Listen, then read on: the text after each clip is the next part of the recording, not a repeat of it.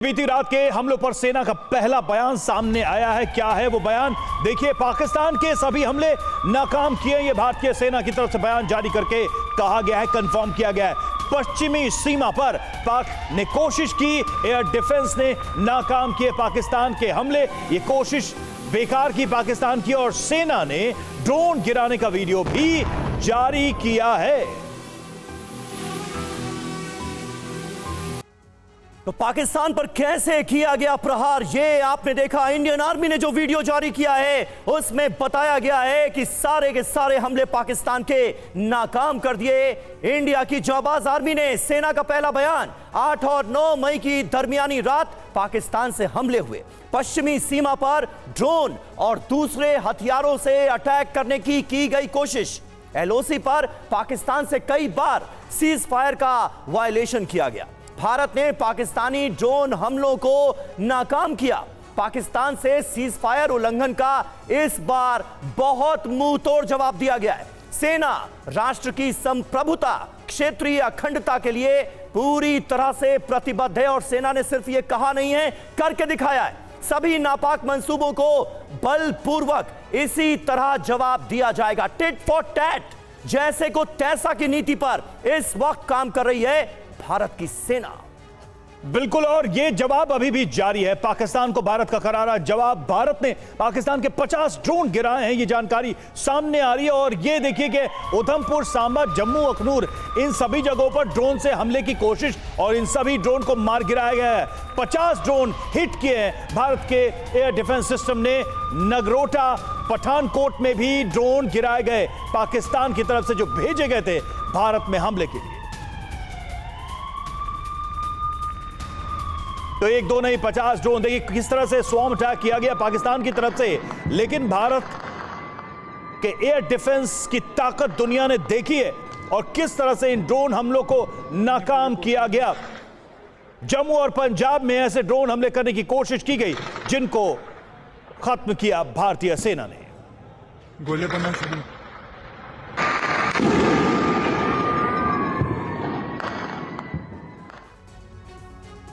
और देखिए, बड़ी खबर आपको बता दें, S-400 ने ये जो हमले हैं नाकाम करने में अहम भूमिका निभाई है। S-400 ने आखिर कैसे पाकिस्तानी ड्रोन मिसाइलों को नाकाम किया, ये अब हम आपको बताते हैं, और साथ ही साथ पूरा प्रोसेस भी समझाते हैं कि ये काम आखिर हुआ कैसे। S-400 ऐसा कैसे कर सका? सर्विलांस रडार है S-400 में 600 किलोमीटर दूर ये खतरा भांप लेता है। 600 किलोमीटर दूर खतरा अगर हो तो पता चल जाता है। एक साथ 80 टारगेट्स पर ये नजर रख सकता है। फायर कंट्रोल रडार को ये अलर्ट भेजता है।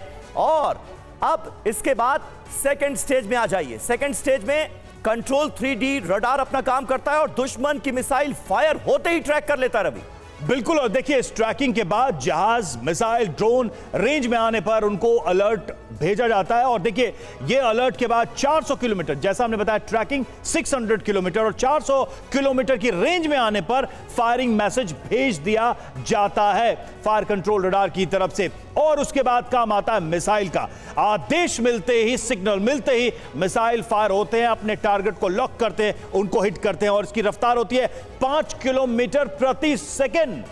बहुत तेज गति के साथ अपने टारगेट को हिट करता है।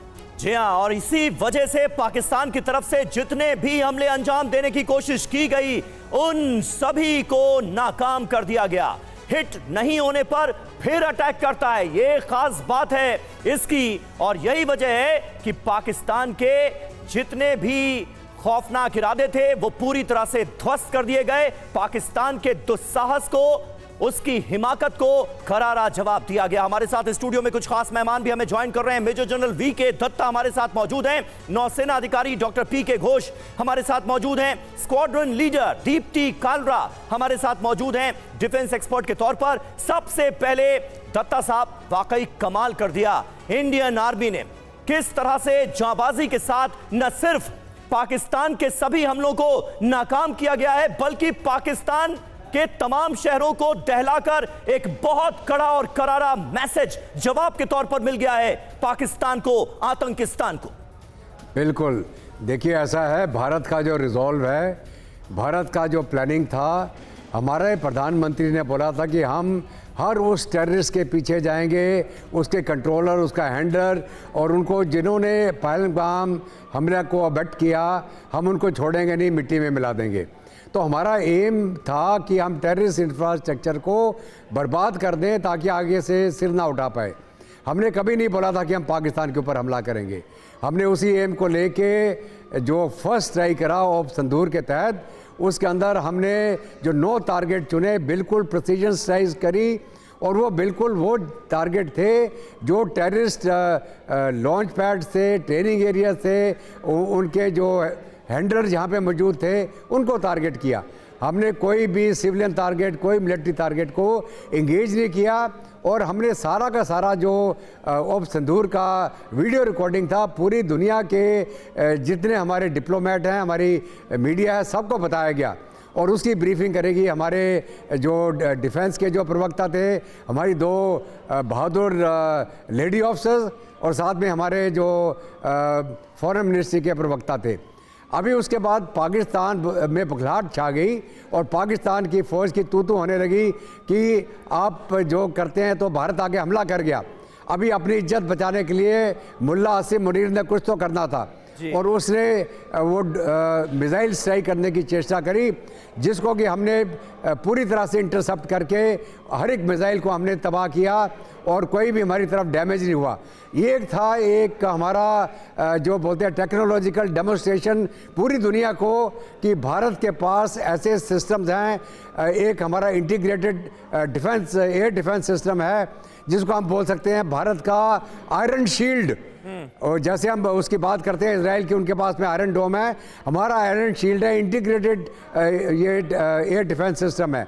उसमें आप लीजिए, आपने S-400 लीजिए, बराक मिसाइल लीजिए, SR सैम लीजिए, आप आकाश मिसाइल लीजिए, स्पाइडर लीजिए, और उसके साथ साथ में नीचे अगर चलते आएंगे आप तो आपके L-70, शेलकाज, ZU-23, और हमारे पास शोल्डर फाइट भी होते हैं जिसको हम इगला बोलते हैं। तो कहने का मतलब ये है कि हम किसी भी प्रकार की मिसाइल, ड्रोन या हवाई जहाज को इंटरसेप्ट कर सकते हैं, और इसमें मैंने एयरफोर्स का जिक्र नहीं किया, एयरफोर्स भी इंटरसेप्ट कर सकती है।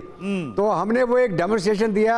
हमारे हथियार जो हमने इस्तेमाल करे, S-400 के अलावा भारत के अंदर मैन्युफैक्चर्ड हमारी जो आकाश काउंटर मिसाइल सिस्टम है, ये पूरी और आपने सर जो टर्म दिया वो भी अपने आप में बहुत ही बेहतर है कि एक पूरा का पूरा हमारे पास एयर डिफेंस शील्ड है, और पूरा एक इंटीग्रेटेड मिसाइल सिस्टम है जिसमें कई तरह के मिसाइल्स हैं।